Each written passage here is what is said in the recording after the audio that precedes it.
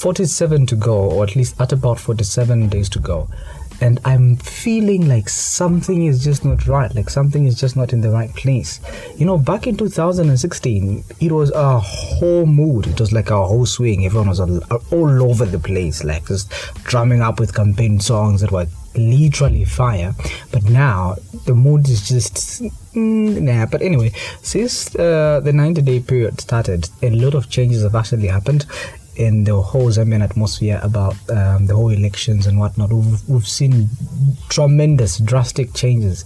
One of the greatest currently change that we actually saw was the death of the founding father of the country of Zambia, the late President Dr. Kenneth Kaunda. It's not something that's actually good to laugh about, but the thing is, his death came at a point where the country was going to pause, is actually going to pause, and his death just accounts and means a whole lot to the country of Zambia. And because of that, we've definitely seen other nations, other African nations, and even those outside the country of Zambia sending in their messages of condolences. We've seen African nations declaring days of national mourning in their own localities, which is actually a plus, in honor of the great late Dr. Kenneth Kaunda. He's actually a great reason. He's a part of a great reason why. Not reason why, but he's a reason. He's a reason we are going to pause, because without him, well, Zambia's democracy wouldn't have per se reached at a point where it is now. So the thing is, Zambia is a growing democracy, and all thanks to Dr. Kenneth Kaunda for ensuring and instilling those values, being committed enough to the liberation of the whole nation. Period. He's the greatest of all time. He's a GOAT. He's a GOAT, and may his soul rest in eternal peace. A sign that we've seen that it is only in this year's elections that we are being hit with COVID-19. Third wave, I'm told. Yeah, so that's just changes a whole lot.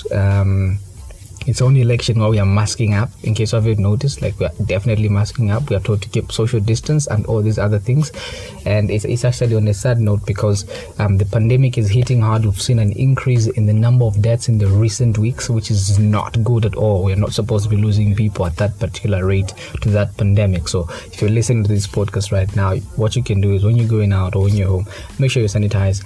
And wash your hands as many times as you can. Put on a face mask if you're in public. Keep that 1 meter distance to ensure that you and your family is totally safe. But moving on, not only is this pandemic actually causing all of this trouble, we had seen for a moment that political parties had stopped with their campaigns in honor of the late, to give respect and honor to Dr. Kenneth Kaunda, which was a good thing, a welcome move. If anything, if they didn't do that, then something would have been wrong, obviously. Why wouldn't you? But we're grateful that they did. And it's actually a plus for all of us. Among as many other changes, we've seen government putting a whole suspension on all public gatherings just recently, right? Which is a welcome move, and we're happy that has happened. Obviously, we need to protect our own people, and a lot of things like that. There's a lot of controversy going on. Government this, government that, government this. No, government just wants to stop the elections. Well, I hold no opinion to this, but protecting lives comes first, and 47 days to go.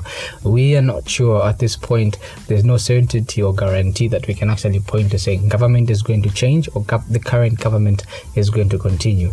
But as young people, as individuals, you're listening to this podcast right now, it is very important to know that if you haven't yet vetted your candidate, this is the right time that you can use to vet your candidate. And by vetting them, I totally mean you ensuring that you scrutinize each and every one of them to see which candidate you're going to vote for.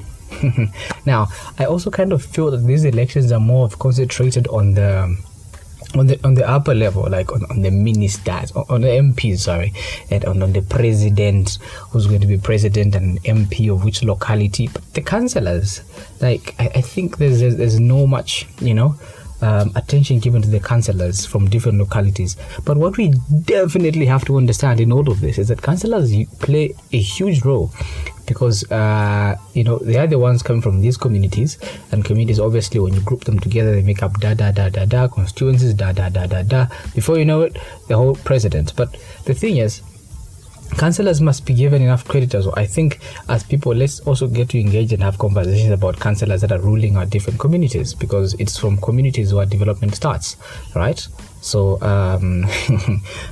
to all of you listening right now, you probably obviously stay in a particular community, right? It is important for you, number one, to know which councillors that are standing, or which aspiring people are standing as councillors, and what their plans are, and vet them. You need to know, because there's no point of staying in a community that is not going forward. And it all starts with your area councillors. From there, we've got MPs for constituencies, and we have mayors for municipal councils or towns, and things like that.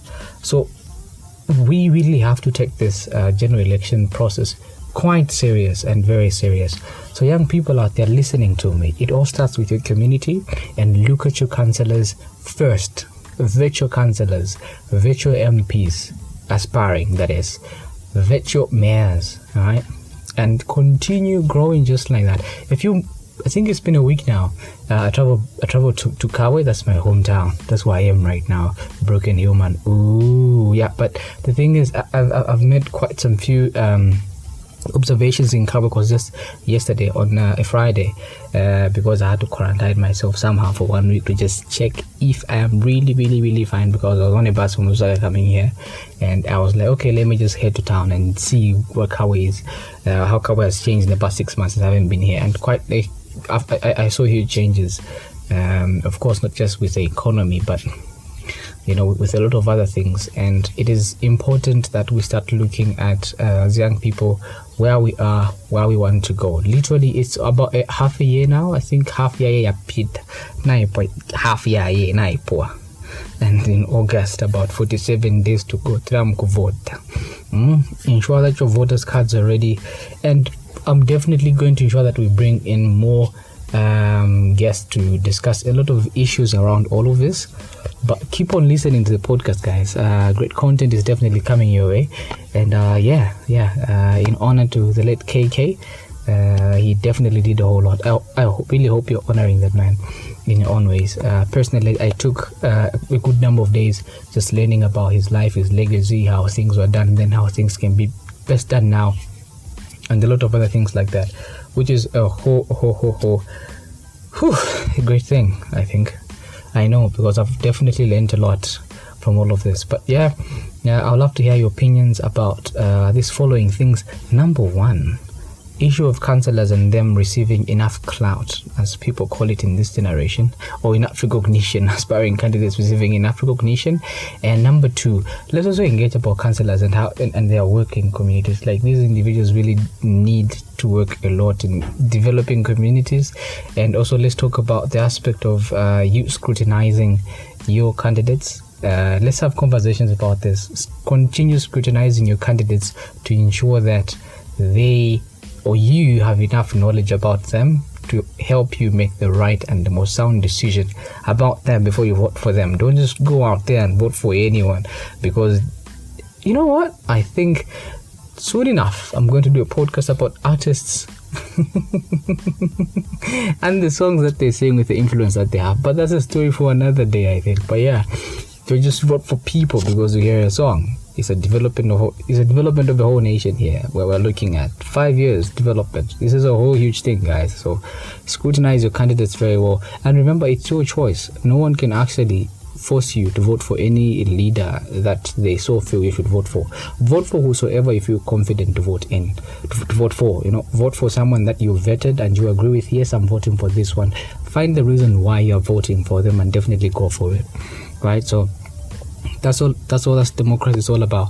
And I think in conclusion, thank you so much to the late Dr. Kenneth Kaunda for ensuring that Zambia is here today.